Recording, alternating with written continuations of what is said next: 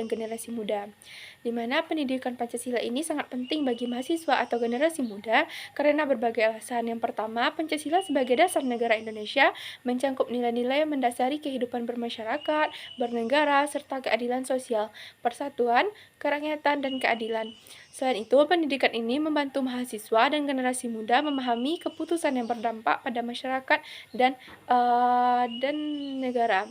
Pendidikan ini juga membantu dan memahami menerapkan nilai Pancasila dan kehidupan sehari-hari, serta pengambilan keputusan yang berdampak pada masyarakat dan negara. Kemudian, pendidikan Pancasila juga mempersiapkan mahasiswa dan generasi muda menjadi warga negara yang bertanggung jawab, berkontribusi secara aktif dalam masyarakat.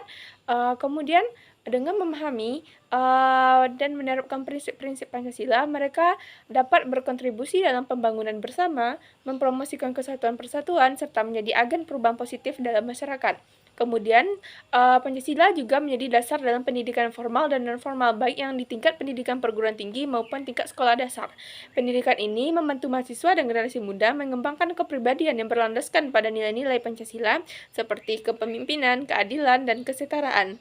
Dengan demikian, Pancasila merupakan agen yang sangat penting bagi generasi muda dan mahasiswa karena memainkan peran penting yang membantu karakter dan identitas mereka sebagai warga negara yang bertanggung jawab dan berkontribusi dalam pembangunan bersama.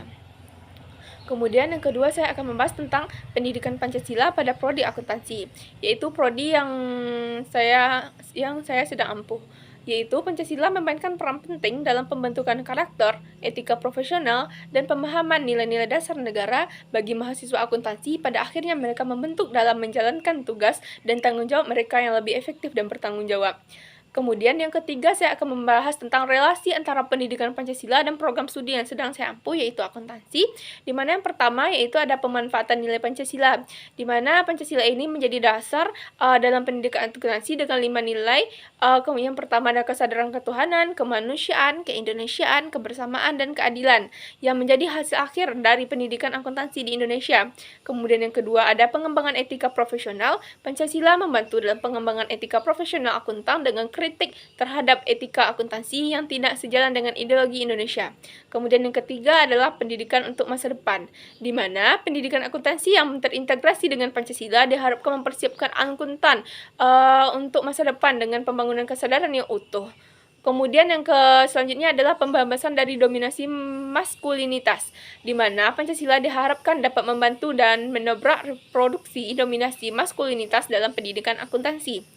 Kemudian yang keempat, saya akan membahas tentang relasi antara tujuan negara mencerdaskan kehidupan bangsa dan tujuan pendidikan Pancasila dan tujuan program studi. Di mana ketiga ini menunjukkan memiliki relasi bahwa pendidikan Pancasila dan program studi akuntansi memainkan peran penting dalam mencapai tujuan negara, mencerdaskan kehidupan bangsa. Pendidikan Pancasila juga membentuk dasar nilai dan kesadaran yang diperlukan oleh masyarakat, sementara program studi akuntansi ini yaitu mempersiapkan tenaga akuntan yang bertanggung jawab dan berkontribusi dalam pembangunan bersama. Keduanya berkontribusi pada pembentukan masyarakat yang cerdas, beretika, dan bertanggung jawab yang merupakan tujuan utama dari sebuah negara. Kemudian yang kelima ada sosok-sosok yang layak disebut sebagai tokoh atau penjabat atau penggiat anti korupsi, pencinta lingkungan, tokoh pejuang integrasi bangsa dalam era globalisasi, penggiat moral atau karakter bangsa, penggiat anti narkoba, penegak hukum yang adil, dan anti terorisme. Yang pertama ada Dimas Irfananda, di mana tokoh ini adalah penggiat anti korupsi yang telah berkontribusi dalam upaya meningkatkan kesadaran penerapan anti korupsi di Indonesia. Yang kedua ada Waluyo Bung Tomo, yang dikenal sebagai tokoh yang berkontribusi dalam pengembangan kesadaran lingkungan dan pengelolaan sumber daya alam di Indonesia. Di mana yang ketiga ada Joko Widodo. Sebagai Presiden Indonesia, dia juga berperan aktif dalam mempromosikan integrasi bangsa dan kepemimpinan global. Di mana yang selanjutnya ada Sutomo, yang dikenal sebagai tokoh yang mempromosikan nilai-nilai moral dan karakter bangsa melalui karya-karyanya. Yang kemudian selanjutnya ada Jene Mandagi, yaitu tokoh penggiat anti narkoba yang berkontribusi secara signifikan dalam upaya pencegahan dan penanganan masalah narkoba di Indonesia. Kemudian selanjutnya ada Bung Hatta, yaitu sebagai salah satu tokoh pendiri negara Indonesia. Bung Hatta juga dikenal sebagai penegak hukum yang adil. Dia memainkan peran penting dalam pembentuk kontribusi sistem hukum di Indonesia yang bertujuan untuk menjaga keadilan, kesetaraan bagi semua warga negara. Kemudian selanjutnya ada Muhammad Hatta. Selain Bung Hatta tadi, Muhammad Hatta juga dikenal sebagai penegak hukum yang adil. Dia memimpin Indonesia dalam perjuangan untuk kemerdekaan dan keadilan sosial, termasuk dalam penegakan hukum yang adil. Kemudian selanjutnya ada Aman Abdurrahman. Dia dikenal sebagai pimpinan Tauhid wal Jihad, kelompok teror di bawah Jamaah Ansarud Daulah atau JAD. Aman Abdurrahman memiliki pengaruh yang kuat terhadap anggota ISIS di Indonesia. Ia telah divonis hukum mati karena terbukti menggerakkan orang lain lewat ceramahnya untuk menjalankan kegiatan teror. Kemudian selanjutnya ada Jimmy Febriansyah dan Khalid Abu Bakar. Setelah Aman Abdurrahman menerkam di penjara, dua tokoh JAD ini diduga memiliki pengaruh di kalangan mereka, yaitu Jimmy Febriansyah dan Khalid Abu Bakar, yang menjadi fokus perhatian. Kemudian selanjutnya kita akan membahas tentang isi pidato dari tokoh seperti Muhammad Amin, Ki Haji Bagus Ahdikusumo, Soekarno, dan Supomo dalam sidang BPUKI, di mana tokoh-tokoh tersebut akan menjelaskan pokok-pokok materi yang akan disampaikan. Yang pertama Muhammad Amin. Muhammad Amin itu pada tanggal 29 Mei 1945, pokok-pokok materi yang disampaikan itu yang pertama adalah perikebangsaan.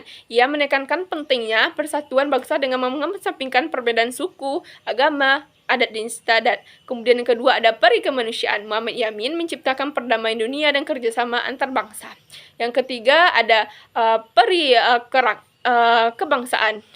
Muhammad Yamin merumuskan 5 dasar negara, yaitu peri kebangsaan, peri kemanusiaan, peri ketuhanan, kerakyatan, dan keadilan sosial. Kemudian selanjutnya ada peri kerakyatan, di mana Muhammad Yamin ingin demokrasi yang berdasarkan perwakilan rakyat. Yang selanjutnya ada peri keadilan sosial, di mana Muhammad Yamin menekankan pentingnya kesejahteraan baik sosial bagi seluruh rakyat Indonesia. Kemudian Ki Haji Bagus Hadikusumo, yaitu pada tanggal 29 Mei 1945, dia juga merumuskan yang pertama ada peri ketuhanan, yaitu tentang menekankan penting dasar negara yang berlandaskan ketuhanan Yang Maha Esa. Kemudian ada peri kemanusiaan, yaitu memandang manusia sebagai makhluk ciptaan Tuhan yang berhak mendapatkan keadilan dan kesejahteraan. Kemudian ada peri kebangsaan, Hadikusumo mendukung persatuan bangsa dan nasionalisme. Kemudian ada peri kerakyatan, dia menginginkan demokrasi yang berdasarkan musyawarah mufakat. Kemudian peri keadilan sosial juga menekankan pentingnya keadilan sosial bagi seluruh rakyat Indonesia. Kemudian selanjutnya Soekarno. Insinyur Soekarno itu pada tanggal 1 Juni 1945, yang pertama dia pokok materi yang disampaikannya itu yang pertama adalah Pancasila. Soekarno mencetuskan 5 dasar negara yang dikenal sebagai Pancasila, yaitu kebangsaan Indonesia, internasionalisme atau peri kemanusiaan, mufakat atau demokrasi, kesejahteraan sosial, dan ketuhanan Yang Maha Esa. Kemudian yang kedua adalah penjelasan Pancasila, di mana Soekarno menjelaskan tentang makna dan hubungan antara sila dalam Pancasila. Yang ketiga adalah hubungan Pancasila dengan pembukaan Undang-Undang Dasar 1945. Soekarno menekankan bahwa Pancasila merupakan sumber hukum dasar negara dan pembukaan Undang-Undang 1945 adalah sebagai penjabaran dari Pancasila. Kemudian selanjutnya adalah dari Supomo, itu pada tanggal 31 Mei 1945. Dia membahas pokok materi. Yang pertama adalah struktur negara. Dia mengusulkan struktur negara yang terbagi menjadi 3 bagian. Yang pertama legislatif, eksekutif, dan badan yudikatif. Yang kedua adalah hubungan antar lembaga negara. Supomo menjelaskan hubungan dan kewenangan antar lembaga negara. Kemudian sistem pemerintahan. Supomo mengusulkan sistem pemerintahan dan presidensial. Kemudian selanjutnya ada hak asasi manusia, di mana Supomo menekankan pentingnya perlindungan hak asasi manusia dalam konstitusi. Selanjutnya kita akan membahas Pancasila sebagai identitas bangsa, kepribadian bangsa, pandangan hidup bangsa, jiwa bangsa Indonesia, dan perjanjian luhur. Di mana yang pertama tentang identitas bangsa. Pancasila adalah dasar negara Indonesia yang mencakup 5 prinsip utama yang menjadi landasan ideologi bangsa. Prinsip-prinsip ini mencakup kerakyatan, keadilan sosial, persatuan Indonesia, kerakyatan dipimpin oleh hikmat kebijaksanaan dalam permusyawaratan terperwakilan, dan keadilan sosial bagi seluruh rakyat Indonesia. Di mana yang kedua adalah kepribadian bangsa Indonesia. Pancasila menunjukkan kepribadian bangsa Indonesia melalui sikap mental, tingkah laku, dan amal perbuatan bangsa yang dapat dibedakan dengan bangsa lain. Ini mencerminkan nilai-nilai kehidupan dalam masyarakat bangsa Indonesia yang merupakan cita-cita yang ingin dicapai serta sesuai dengan napas jiwa bangsa Indonesia. Selanjutnya itu sebagai pandangan hidup bangsa Indonesia, Pancasila merupakan kristalisasi pengalaman hidup dalam sejarah bangsa Indonesia yang telah membentuk sikap, watak, perilaku, tata nilai norma, dan etika yang telah melahirkan pandangan hidup. Ini mencerminkan bagaimana bangsa Indonesia melihat dunia dan bagaimana mereka berinteraksi dengan dunia. Kemudian selanjutnya sebagai jiwa bangsa Indonesia, di mana Pancasila menganggap sebagai jiwa bangsa Indonesia yang merupakan nilai-nilai kehidupan dalam masyarakat bangsa Indonesia melalui penjabaran instrumental sebagai acuan hidup. Ini menunjukkan bagaimana Pancasila lahir bersama dengan lahirnya bangsa Indonesia dan menjadi bagian integral dari identitas bangsa. Kemudian selanjutnya adalah Perjanjian Luhur Bangsa Indonesia, di mana Pancasila dianggap sebagai perjanjian luhur bangsa Indonesia adalah waktu mendirikan negara. Ini menunjukkan bahwa Pancasila adalah perjanjian yang disepakati oleh para pendiri warga negara yang dilaksanakan, pelihara, dan dilestarikan. Ini mencerminkan komitmen bangsa Indonesia terhadap prinsip-prinsip yang terkandung dalam Pancasila. Kemudian selanjutnya tentang adalah menggali informasi dan mengkritisi cara-cara pengambilan keputusan berdasarkan musyawarah untuk mufakat dalam kehidupan masyarakat di sekitar Anda atau dalam organisasi yang ada di sekitar Anda. Dan bentuk kearifan yang timbul ketika musyawarah berlangsung dan bentuk kendala yang timbul ketika musyawarah itu berlangsung. Kemudian yang pertama informasinya di masyarakat sekitar saya, seperti kampung halaman, musyawarah mufakat sering digunakan untuk menyelesaikan masalah bersama seperti perselisihan antar tetangga, penentuan waktu ronda malam, dan pengaturan penggunaan air irigasi. Biasanya musyawarah dipimpin oleh ketua adat atau tokoh masyarakat yang dihormati. Keputusan dianggap sah ketika semua pihak terlibat dan setuju. Kritiknya seperti yang pertama adalah ketidakefisien waktu. Musyawarah mufakat something memakan waktu lama, terutama jika terdapat banyak pihak yang terlibat dan perbedaan pendapat yang signifikan. Yang kedua adalah kecenderungan dominasi. Pada beberapa situasi terdapat figur yang lebih dominan dalam musyawarah sehingga cara-cara minoritas terabaikan. Kemudian yang ketiga adalah kesulitan mencapai mufakat. Dalam situasi tertentu mungkin tidak tercapai mufakat karena perbedaan pendapat yang tidak dapat dikompromikan. Kemudian kearifannya itu adalah mengedepankan musyawarah. Masyarakat organisasi menunjukkan willingness untuk herlok dan mencari solusi bersama. Kemudian itu menghargai pendapat setiap individu di dalam untuk menyampaikan pendapat dan didengarkan dengan seksama. Kemudian yang ketiga adalah mencari solusi win-win. Tujuannya adalah mencapai kesepakatan yang dapat diterima oleh semua pihak. Kemudian yaitu kendalanya, emosi. Emosi terkadang perbedaan pendapat memicu emosi dan ketegangan antar individu. Yang kedua, kurang terampil. Kenapa disebut dengan kurang terampil? Karena tidak semua orang memiliki kemampuan berkomunikasi dan berargumen dengan baik dalam bermusyawarah. Kemudian yang ketiga ada ketidaksepakatan yang mendasar. Pada beberapa kasus terdapat perbedaan prinsip yang sulit untuk dikompromikan. Selanjutnya kita akan membahas tentang bukti-bukti histori, bukti-bukti sosiologis bahwa Pancasila sebagai dasar negara. Dasar negara yang merupakan nilai-nilai yang hidup berkembang masyarakat Indonesia. Beberapa bukti sosiologis yang menunjukkan bahwa nilai-nilai Pancasila hidup dan berkembang dalam masyarakat Indonesia. Yang pertama adalah dalam bentuk pendidikan. Pancasila dijadikan sebagai materi pelajaran di sekolah-sekolah di Indonesia, menunjukkan bahwa nilai-nilai Pancasila dianggap penting dan relevan dalam pendidikan. Kemudian kebudayaan. Pancasila juga tercermin dalam berbagai upacara dan tradisi, menunjukkan bahwa nilai-nilai Pancasila telah terintegrasi dalam kebudayaan Indonesia. Kemudian yang ketiga, politik. Pancasila dijadikan sebagai dasar negara dan konstitusi Indonesia, menunjukkan bahwa nilai-nilai Pancasila memiliki peran penting dalam politik dan pemerintahan. Meskipun nilai Pancasila masih hidup dan berkembang dalam masyarakat, namun terdapat beberapa indikasi yang menunjukkan adanya kemunduran dan pengamalannya dan meskipun terdapat beberapa indikasi kemunduran, nilai Pancasila masih menjadi fondasi penting bagi bangsa Indonesia. Upaya untuk memperkuat pengamalan Pancasila perlu terus dilakukan, seperti melalui pendidikan, pendidikan mental dan spiritual, dan penegakan hukum. Berikut beberapa upaya yang dapat dilakukan untuk memperkuat pengamalan Pancasila. Yang pertama adalah memperkuat pendidikan Pancasila di sekolah dan universitas, melakukan pembinaan mental dan spiritual bagi masyarakat, menegakkan hukum secara tegas dan adil. Kemudian selanjutnya adalah memberikan contoh dan teladan dan pengamalan Pancasila dalam kehidupan sehari-hari. Kemudian kita akan membahas tentang mengapa terjadi atau pasang surut wibawa Pancasila sebagai dasar negara. Di sini dinamika atau pasang surut wibawa Pancasila sebagai dasar negara Indonesia terjadi karena beberapa alasan utama. Yang pertama yaitu adaptasi terhadap perkembangan zaman. Pancasila dirancang sebagai ideologi yang terbuka, yang berarti nilai-nilai dasarnya dapat menyesuaikan dengan perkembangan zaman dan tantangan yang nyata yang dihadapi oleh bangsa Indonesia. Ini memungkinkan Pancasila untuk tetap relevan dan efektif dalam berbagai konteks kehidupan bangsa, politik, ekonomi, hingga pendidikan. Kemudian selanjutnya adalah penerapan dan penafsiran yang beragam. Pancasila telah mengalami berbagai dinamika dalam penerapannya sebagai dasar negara dan pandangan hidup bangsa. Ini mencakup cara penerapannya, penafsiran oleh masyarakat, dan keberterimaan sila-silanya. Perubahan ini terjadi dari masa ke masa dan berkontribusi dalam dinamika perwujudan Pancasila sebagai dasar negara dan pandangan hidup bangsa. Kemudian selanjutnya itu upaya pergantian ideologi, di mana sejarah bangsa Indonesia mencatat bahwa telah ada upaya untuk menggantikan Pancasila sebagai dasar negara dan pandangan hidup bangsa oleh ideologi lain. Meskipun demikian, bangsa Indonesia telah berhasil melawan upaya tersebut, menegaskan kedudukan Pancasila sebagai dasar negara dan pandangan hidup bangsa. Kemudian yang keempat adalah tantangan masa kini dan masa depan, yaitu tantangan dalam perkembangan masyarakat Indonesia dan dunia internasional dapat menjadi ancaman bagi nilai-nilai Pancasila sebagai dasar negara dan pandangan hidup.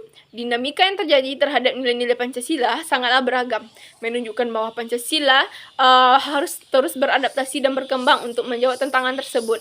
Kemudian yang kelima adalah perwujudan nilai-nilai Pancasila dalam bidang ekonomi.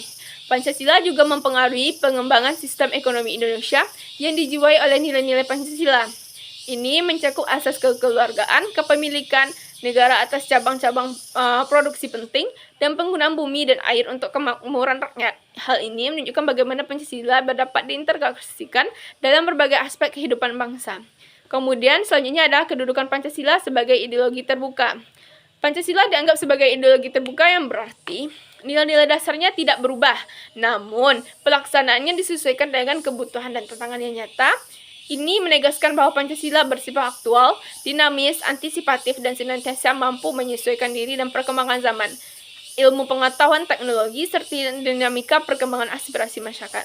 Dengan demikian, dinamika atau pasang surut wibawa Pancasila sebagai dasar negara Indonesia dapat diartikan sebagai proses adaptasi dan evolusi Pancasila dalam menjawab tantangan dan perkembangan zaman, serta upaya untuk memperkuat posisi Pancasila sebagai ideologi dasar negara. Kemudian selanjutnya kita akan membahas tentang tantangan globalisasi yang bertentangan dengan nilai-nilai Pancasila sekaligus solusi untuk mengatasi dampak negatif globalisasi tersebut, di mana globalisasi menimbulkan tantangan yang bertentangan dengan nilai Pancasila seperti peningkatan individualisme, kosmopolitanisme, radikalisme. Globalisasi juga mendorong budaya individu dan materialisme yang bertentangan dengan nilai gotong royong dan kekeluargaan Pancasila. Kemudian ada pengaruh liberalisme dan sekularisme yang dapat melemahkan nilai ketuhanan yang Maha Esa dan kerukunan antar umat beragama. Budaya asing yang tidak sesuai dengan budaya bangsa dapat menggerus nilai-nilai Pancasila seperti budaya hedonisme, konsumerisme, dan permisif. Kesenjangan sosial dan ekonomi yang bertentangan nilai keadilan sosial. Globalisasi dapat menjadi wadah penyebaran paham radikalisme dan terorisme yang mengancam persatuan dan kesatuan bangsa. Tantangan-tantangan di atas muncul karena globalisasi memudahkan pertukaran informasi dan ideologi antar individu dan kelompok secara global yang bisa melunturkan nilai-nilai yang dijunjung tinggi oleh suatu negara. untuk mengatasi dampak dari globalisasi, dampak-dampak negatif dari globalisasi tersebut, yang dapat kita ambil yang pertama adalah mempertahankan dan memperkuat penerapan nilai-nilai Pancasila sebagai ideologi bangsa. Hal ini dapat dilakukan melalui pendidikan Pancasila di berbagai jenjang pendidikan, menetapkan regulasi yang mendukung nilai Pancasila, mempromosikan sikap cinta tanah air dan bangsa, serta mengidentifikasi kebenaran informasi sebelum mempercayai dan menyebarkannya. Kemudian selanjutnya adalah meningkatkan partisipatif masyarakat dalam pengambilan keputusan dan menjunjung tinggi demokrasi. Ini penting untuk memastikan bahwa keputusan yang diambil sesuai dengan nilai-nilai Pancasila. Kemudian selanjutnya adalah berinvestasi di sektor pendidikan, kesehatan, kesejahteraan lingkungan untuk menciptakan sumber daya manusia yang berkualitas dan mampu bersaing di era globalisasi. Ini juga mencakup mengutamakan keberlanjutan lingkungan dan memastikan kegiatan ekonomi yang tidak merusak lingkungan. Selanjutnya adalah menyusun regulasi yang adil dan tidak menyengsarakan rakyat, sesuai dengan sila kelima, yaitu keadilan sosial bagi seluruh rakyat Indonesia. Hal ini penting untuk memastikan bahwa lapisan masyarakat mendapat kesempatan yang sama. Yang selanjutnya adalah mempromosikan nilai-nilai Pancasila sejak usia dini melalui pendidikan. Ini penting untuk memastikan bahwa nilai-nilai Pancasila terus dianut dan dipelajari oleh generasi muda. Dengan menerapkan solusi-solusi ini, diharapkan dapat mengatasi dampak negatif globalisasi dan mempertahankan nilai-nilai Pancasila sebagai ideologi bangsa Indonesia. Baiklah, sekian dari hasil dari UTS saya. Terlebih dan terkurang apabila saya ada kesalahan kata, dan saya mohon maaf. Dan saya sudahi dengan wassalamualaikum warahmatullahi wabarakatuh.